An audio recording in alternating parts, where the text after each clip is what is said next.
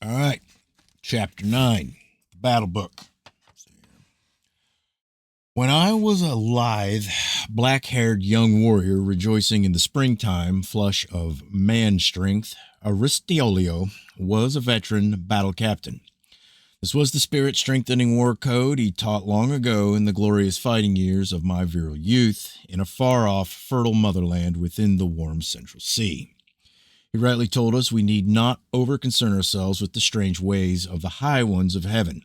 Let the hidden gods fight their own somber battles in their wonderfully mysterious ways. For men, the grim earthly battles closer here below are sufficiently bitter.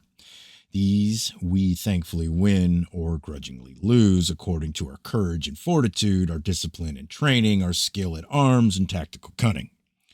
Such needful qualities and essential skills we learn from our own war tutors, though some befitting things they do not teach, and wars are not won by material armaments alone.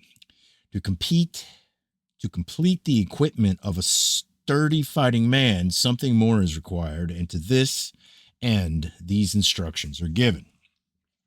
There are 4 codes to live by, each befitting the peculiar circumstances of the time. They are the code of the warrior, the code of the citizen, the code of the kinsman, and the code of the individual. There's the code of women, but that is something exclusively theirs and something which all true men uphold. Among all men, the bloodied warrior is the most important, for he alone is the guardian protector of all the things, whatever they may be, all men value. None can have and hold any cherished belief or valued possession except by the grace of the sharp-edged weapon in the strong right arm and the sturdily protective shield on the left arm. He pledges something no other man can exceed in value, his throbbing lifeblood. Each grim warrior is a loving and compassionate mother's son, and his war training starts in her protective arms. She never neglects him, and every care is given to ensure his contentment. A nervous mother conveys nervousness with her breast milk. She withholds from her man-child the basic warrior nourishment. As he grows beyond her tender arms, she must see in her small man-child the bloodied warrior of the heroic future years. He must not be pampered. He must be taught confidence and self-reliance with his first faltering steps. She must bear in mind that in the 4 ranks of the battle array, every man stands supported or betrayed by his mother, according to her handling of him in the forming first years of his growing. The questioning man-child grows towards the restless youth, and the foundations for the fullness of manhood are laid down firmly or otherwise. The youth takes weapons and, having been battle-blooded, becomes a man. The man is not only brave, he is heroic, for courage resides in all men, no matter how mean-minded. He is well knit in body. He stands tall, and his eyes and hand are steady. Straightforward, keen-looking, stern-faced, he stands steadily still and moves with each foot striking the ground, as though to assert his mastery of it. Every movement is deliberate, his speech is slow, and his voice strong and low. When he laughs, he does so heartily the walls resound in comradeship, but he laughs rarely. More often he smiles, though his smile is not readily swift. He carries a battle hardness just within his easy capacity, and when arrayed for action, he clothes his body just sufficiently for its protection. Every war-readied warrior must struggle to gain absolute mastery in the use of his chosen weapons. By self-driven application, though of greater importance to victory, is complete control over himself in battle stance. His body stands poised under the alert controlling mind, ready for any happening. He is never caught off balance in an awkward stance. Yet, though the clashing fray climaxes his life, it is only a thin, compressed slice of his allotted lifespan.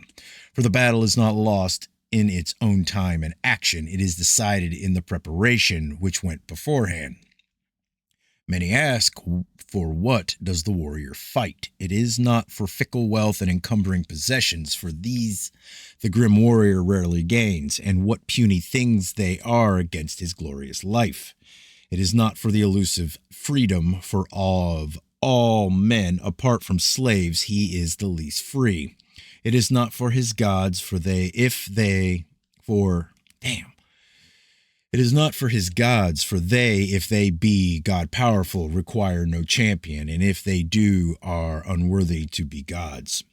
It is not for mocking justice, for the disciplined warrior obeys unquestionably, even when the command is unjust.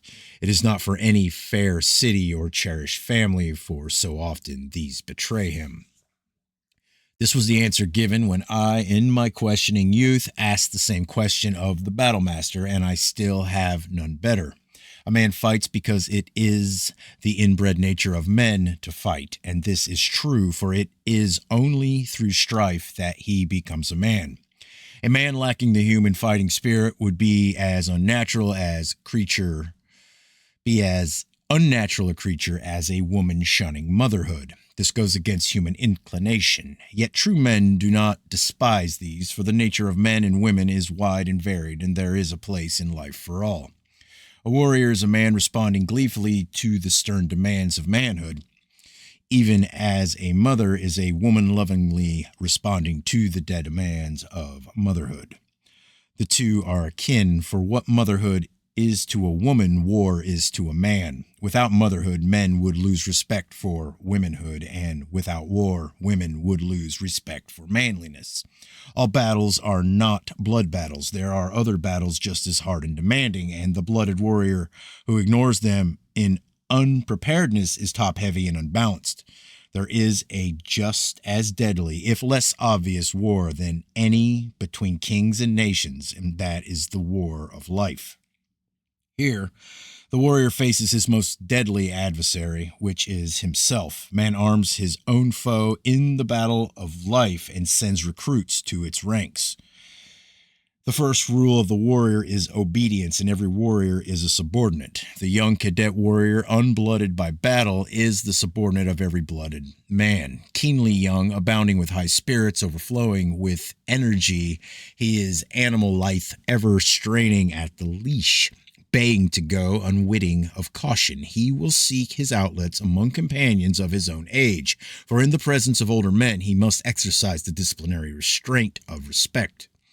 It is never unmanly to show respect for age and wisdom. In fact, it indicates the triumph of discipline. Disrespect for those to whom it is due signifies character weakness, which is an unmanly defect. Young, full-blooded warriors are not willful women or wayward children. They are men who know their exact standing.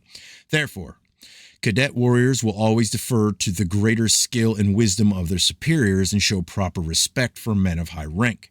The disciplinary warrior code need not be detailed, for it is written in the hearts of all true warriors and is a piece of essential equipment. A warrior is the protector of all women, even of the womenfolk of his foe, and he will not rape or abuse any woman or child. To strike a woman in the heat of battle or to attack a child is unmanly, and those who do so are a reproach to better men.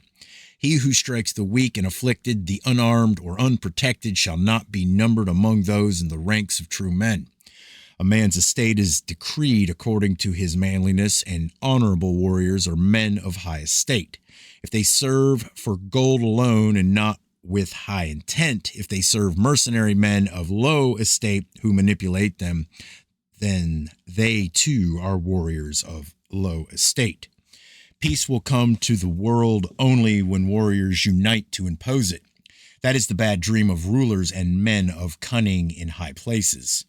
There is no debt to life placed on man if he kill in a just war, or for his homeland, or for essential food, or in defense of the sanctity of his family, nor if he slay the adulterer who defiles his household, even though he become a martyr to marriage because of the laws of the land. It is unlawful to murder, which means killing for gain or deceitfully or striking behind the back.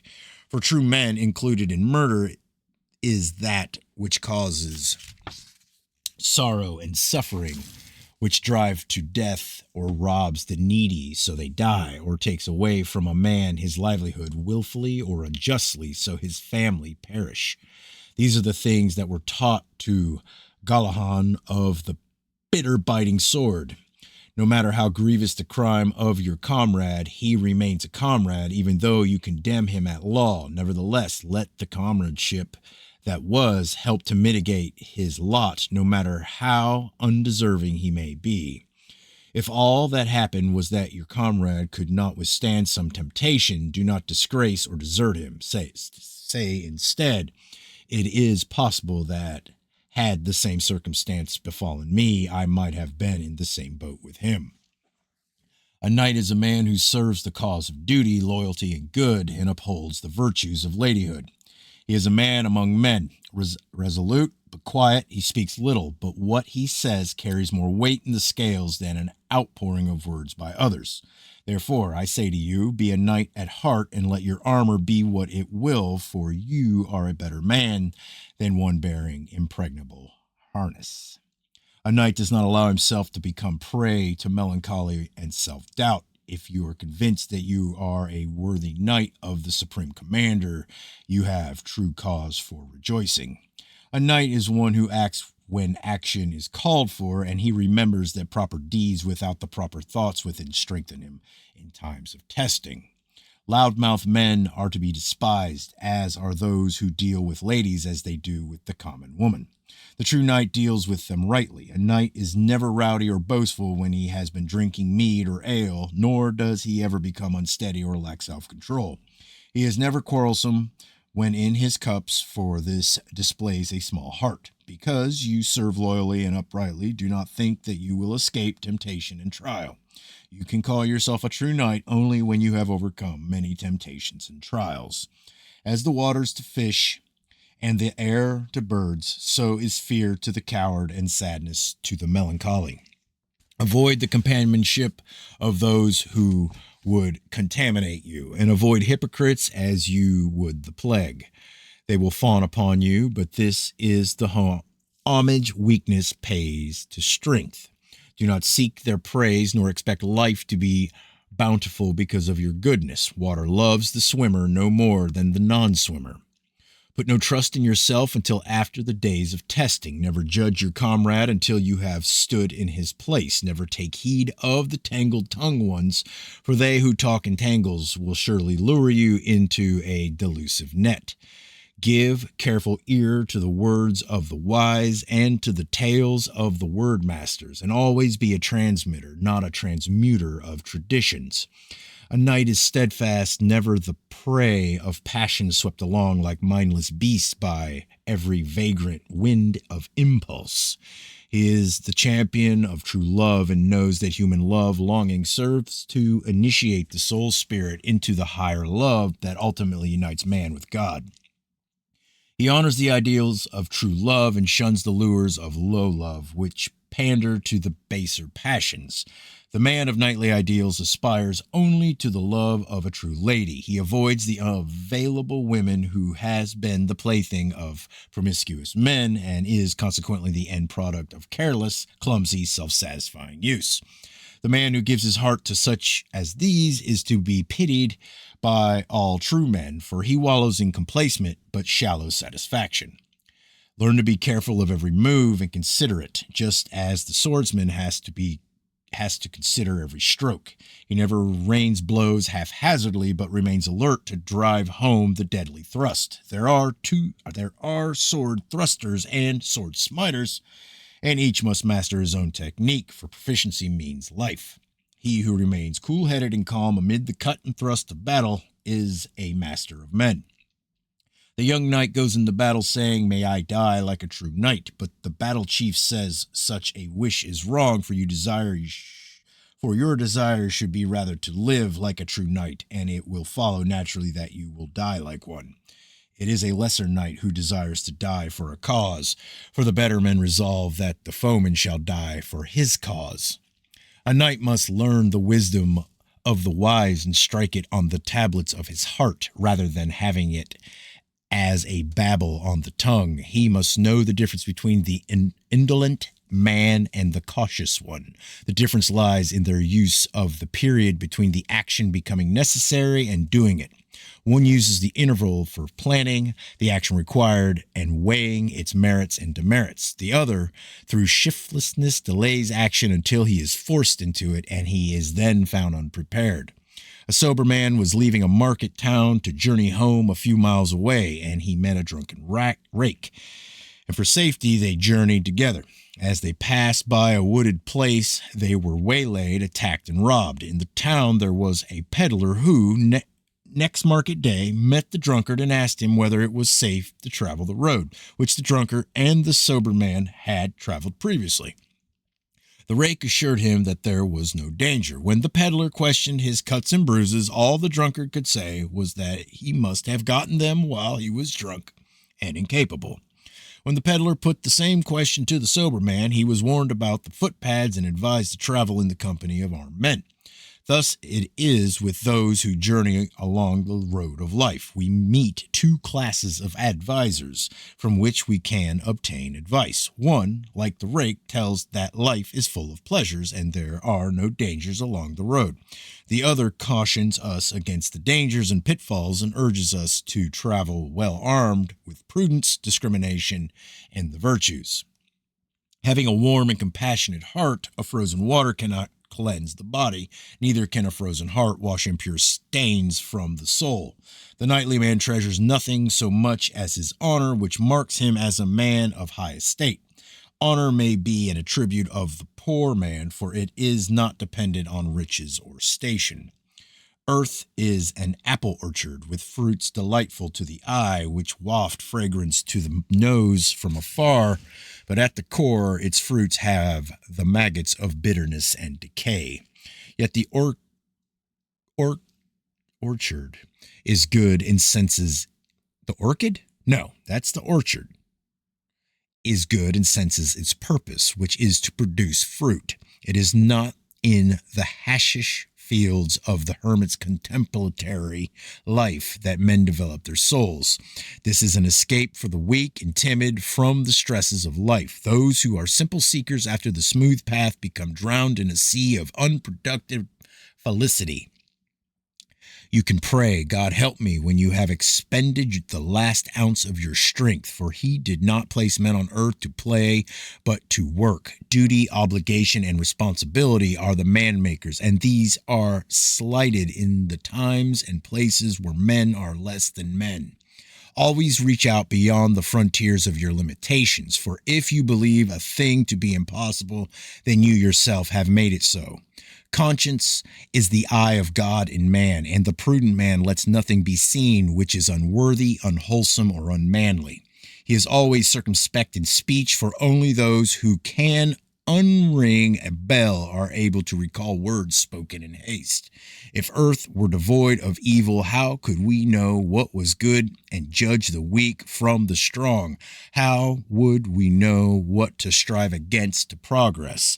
I am a man who has written many worthy things, and I have faithfully copied that which has been given me.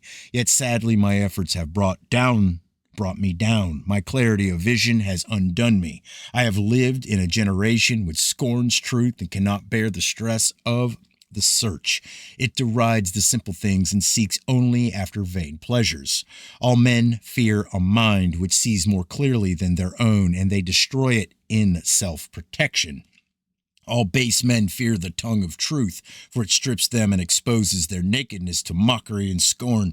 To think is to be misunderstood by those who do not think. To voice new thoughts is to invite persecution. To have visions of greater things is to be hated by the visionless, and to be a maker of new things is to invite the scorn of the mindless.